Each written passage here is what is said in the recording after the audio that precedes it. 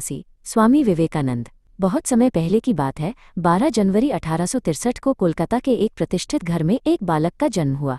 उसके पिता श्री विश्वनाथ दत्त एक विद्वान वकील थे और माता भुवनेश्वरी देवी बहुत ही धार्मिक और दयालु महिला थीं।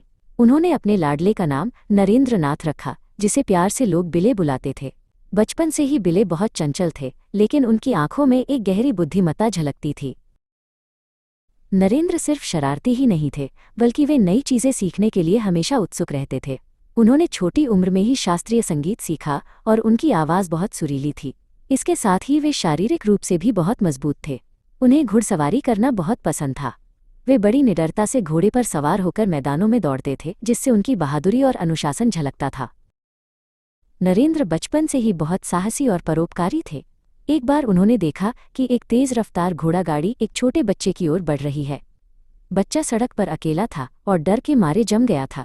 नरेंद्र ने एक पल भी नहीं सोचा और दौड़कर उस बच्चे को अपनी बाहों में उठा लिया। वे दोनों सड़क के किनारे सुरक्षित गिर गए। अपनी जान खतरे में डालकर उन्होंने उस बच्चे की जान बचाई। नरेंद्र के दोस्तों के बीच एक पेड़ को लेकर बहुत डर था। लोग कहते थे कि उस पेड़ पर एक ब्रह्मदैत्य भूत रहता है। एक दिन नरेंद्र उस पेड़ पर चढ़ने लगे। उनके दोस्त डर के मारे चिल्लाने लगे, नीचे उतर आओ, भूत तुम्हें पकड़ लेगा। लेकिन नरेंद्र हंसते हुए सबसे ऊपर की टहनी पर जा बैठे। उन्होंने काफी देर इंतजार किया और फिर नीचे आकर बोले, देखो, कोई भूत नहीं आया, डर केवल हमारे मन में होता है। जैसे जैसे नरेंद्र बड़े हुए, उनके मन में ईश्वर को जानने की तड़प जागने लगी। वे हर किसी से पूछते, क्या आपने ईश्वर को देखा है? अंत में वे दक्षिणेश्वर के संत रामकृष्ण परमहंस से मिले। जब उन्होंने वही सवाल पूछा तो रामकृष्ण जी ने कहा, हाँ, मैंने उन्हें देखा है, ठीक वैसे ही जैसे मैं तुम्हें देख रहा हूँ। नरेंद्र को अपने गुरु मिल गए थे, जिन्होंने उन्हें सत्य का मार्ग दिखाया। गुरु रामकृष्ण ने नरेंद्र को सिखाया कि मानवता की सेवा ही ईश्वर की असली पूजा है। गुरु के जाने के बाद नरेंद्र ने एक सन्यासी का जीवन अपना लिया। वे पूरे भारत की यात्रा पर निकल पड़े। वे राजाओं के महलों में भी रहे और गरीबों की झोपड़ियों में भी। इसी दौरान खेतड़ी के महाराजा ने उनकी विद्वत्ता से प्रभावित होकर उन्हें स्वामी विवेकानंद नाम रखने का सुझाव दिया, जिसे उन्होंने सहर्ष स्वीकार कर लिया। 1893 में स्वामी विवेकानंद अमेरिका के शिकागो शहर पहुंचे। वहां विश्व धर्म महासभा में उन्होंने जैसे ही अपना भाषण शुरू किया और कहा, मेरे अमेरिकी भाइयों और बहनों, पूरा हॉल तालियों की गूंज से भर गया। उनके शब्दों ने दुनिया को बताया कि भारत एक महान देश है और सभी धर्मों का लक्ष्य एक ही है, शांति और भाईचारा।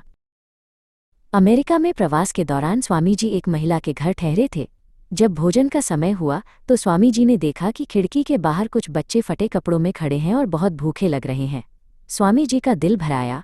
उन्होंने अपनी भोजन की पूरी थाली उठाई और खिड़की के पास जाकर उन भूखे बच्चों को दे दी। बच्चे बड़ी खुशी से खाना खाने लगे।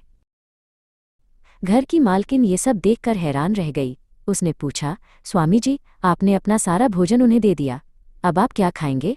स्वामी जी ने शांत स्वर में कहा, भोजन तो शरीर की भूख मिटाने के लिए है।